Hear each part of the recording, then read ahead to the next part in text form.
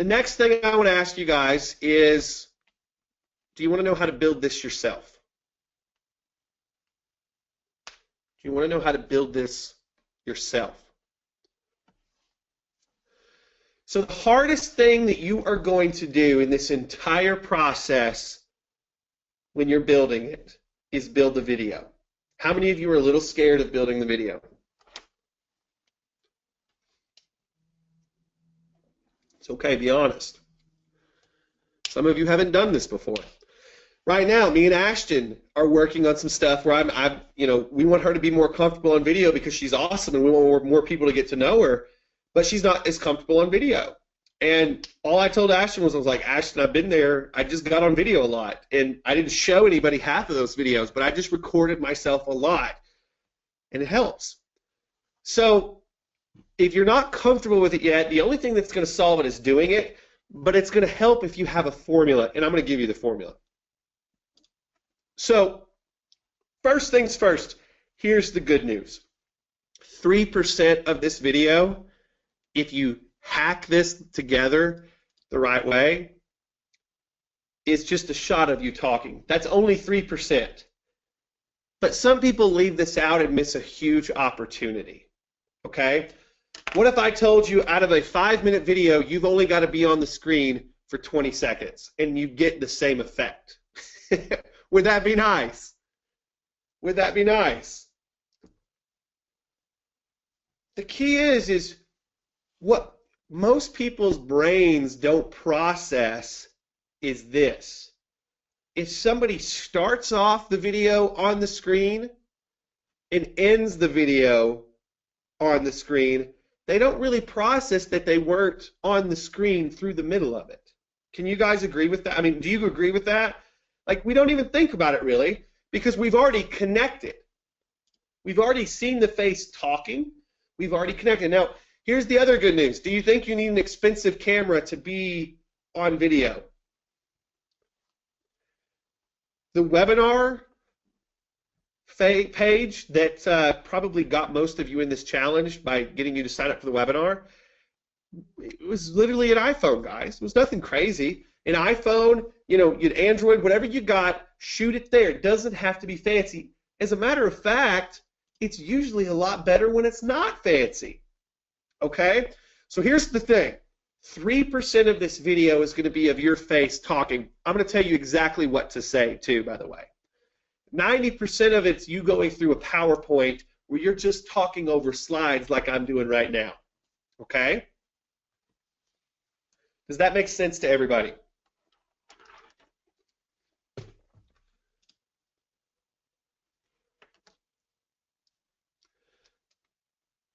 You can just show your pic and do the voiceover, but it's not quite as good.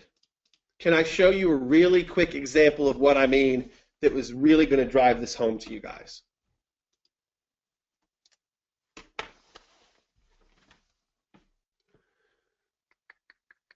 Tell me when you can see me.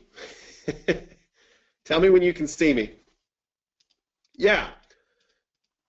Now, let me ask you guys a question. I won't leave it on long because I don't want it to be overly distracting. But let me ask you guys something. Does this change things? Does this, right now, change things? Some of you maybe have a slower connection and it's not coming up. But does this change that we're really here together now? So understand, all you got to do, sorry, I'm looking at comments down here, so I'm not, yeah. All you got to do is understand it's 3%. 3% of the time I'm going to be on the screen.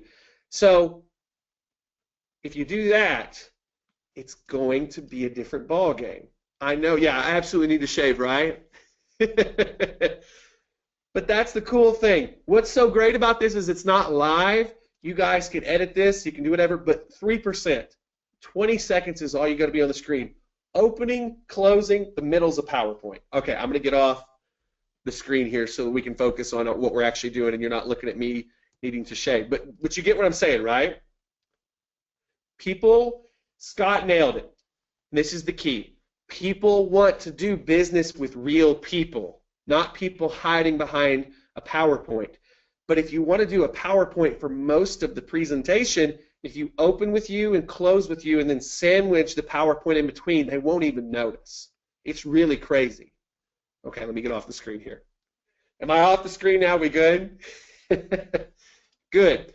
So what I'm trying to get across to you guys is this. Please, please, please understand, I don't expect you to be on the screen the whole time or get really good at doing these long-form videos where you're talking to a camera for a long period of time. I don't want you all to do that because that can get a little difficult and that can get a little nerve-wracking because then it's editing, it's a lot of that stuff, it's crazy. What I do want you guys to do is shoot a really cool short video on your phone of you opening up. I'll give you the script in a second, and then closing, and in the middle is just the PowerPoint, okay?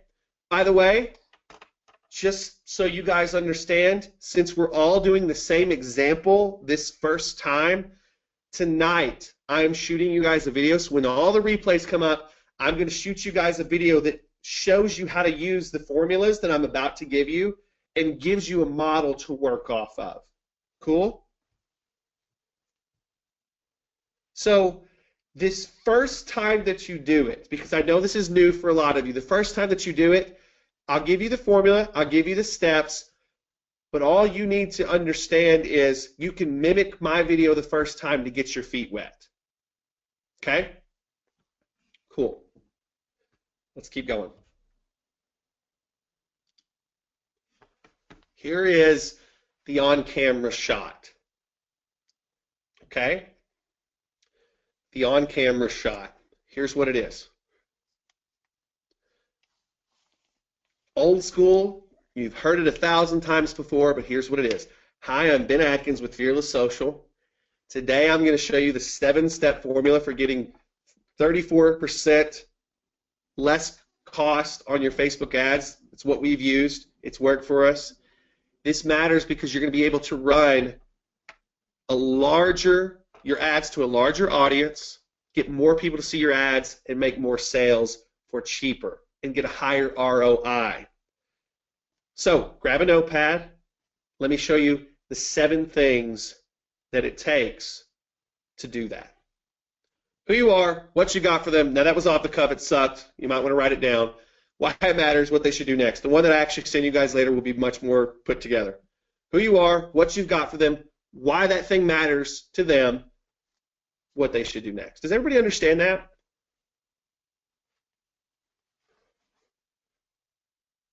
Got it? Good. The last few minutes of the video, when you hop back on the screen, just say, hey, I hope you enjoyed it. If you have any questions, do me a favor. You got an email from me, send me, just hit reply and ask, and I will make sure I answer it.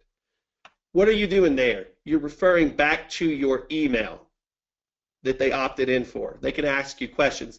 Once again, we're making ourselves a real person. Does everybody understand the 3% of on-screen time and what it is? That's about 15 to 20 seconds.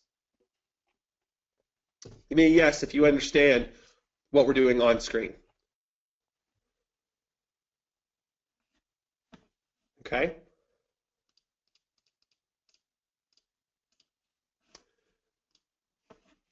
Let me show you the PowerPoint formula. Let me pull this up so I can actually get it. Hang on. Nothing like the fun technical stuff to do. All right.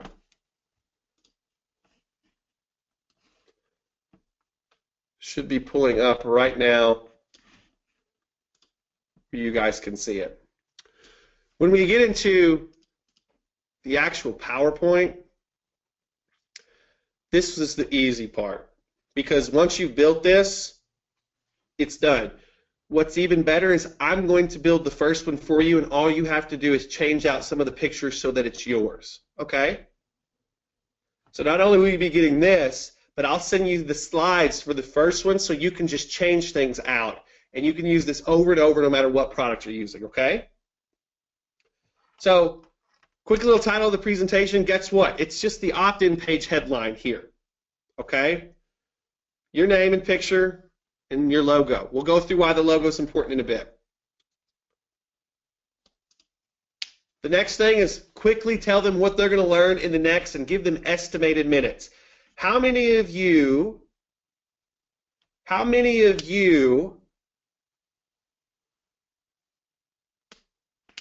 like knowing how long it's going to take to learn something? I know I do. Any chance this will be in ScriptDall? No, because this is a little too complicated for ScriptDall to handle this sort of thing. The reason, Steve, is this is not quite a sales letter. This is a little more of a content marketing thing, which it's hard to build the content marketing part of it in the ScriptDall. Does that make sense? The sales part is easy. The content that you're going to have to do for the how-to, we can't build in because there's just too many variables. Make sense? Okay, cool. As long as I explain that. So with this, we just tell them, here's the key points that you're about to do, which your linchpin, the how-to, what to do next. So first, we don't put this in necessarily the what they're about to get. But the first thing that we need to do is we need to tell the story of why this came into being. This needs to be quick. But you need to tell the story of how you or the company you got the content from, because you can do a case study on a company, got from where they were to where they wanted to be. So, a few years ago, Steve Jobs, had been bought out of his company and blah, blah, blah, blah, blah, and then he saved Apple. Tell the story of struggle a little bit, right? If from Ben Atkins, if you were teaching something about me, I was making money on Facebook ads, but I was getting my butt kicked with how much the ads were costing me. So I started doing a lot of experiments, spending a lot of money trying to figure out how to get my costs down. And then we lowered it by 34% by doing these 7 things. By the way, I'm building this for you so you can see it, but I just want to give you the overall general concepts of what has to be in here. What was the problem that led them to the solution, or you to the solution? If you go for a blog post, this is usually the opening, because this is how good content creators structure their content. Give me a yes if this part makes sense. This is important because it really wraps their mind around that this is a real thing. Somebody real solved this problem. It wasn't made up. Doesn't have to be big, just has to be there. Linchpin. This is where you explain the key point that makes the how-to actually lock in as gospel. All right? This is what lends credibility. We've gone through this already. This is your story. This is what brands you as different. Of all those jokers out there that are teaching people how to do this thing, this brands you as different because you've got the linchpin in there. To understand why the how-to works, you have to understand this one thing. Everybody gets the linchpin. I don't need to go through this anymore, but you get it, right? Like I said, when I give you the example that I'm going to give you and the PowerPoint that I used to build it, all of this I think will lock in a little more for you. Okay? The how-to. This is probably 5 to 10 slides where you're actually going to go through the step-by-step. So this is more than one slide, but this is going to be you actually teaching them something in a step-by-step fashion. Finally, what's next? Now that you know this, you're going to want to get in on this to automate, simplify, or scale the thing you just learned about. This is where you transition to your sales pitch. Hey, if you like this, you're going to be able to see this sort of result. Now, when I applied this, I got an even better result. If you want to have that, go here. Make sense? Now, it's not a complicated sales pitch, but it's good. And they're ready to hear it because you let them put something on the scoreboard already. Now, this is the overall structure to what we're doing, but do me a quick favor. Don't worry so much about this. When I give you the template that I'm going to give you when the replays go up tomorrow, just take that and build yours from that. But I had to show you this so that you had it, okay? Does that make sense to everybody?